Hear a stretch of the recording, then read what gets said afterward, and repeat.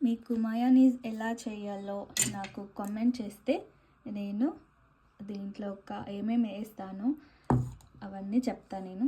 So నేను ఇలా prepare చేసుకున్నాను చూడండి.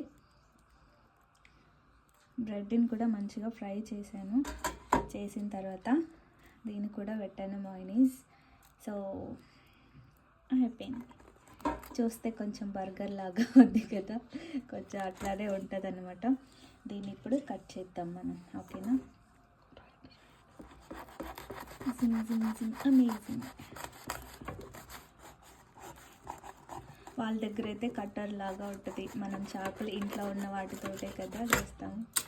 సో టెన్ ఎలా ఉంది చెప్పండి. దీంట్లో మీరు చీజ్ కూడా వేసుకోవచ్చు. నా దగ్గర చీజ్ లేదు కాబట్టి ఇంతే, పొద్దున చీజ్ తినొద్దు కదా అనేసి ఫ్యాట్. చూడండి.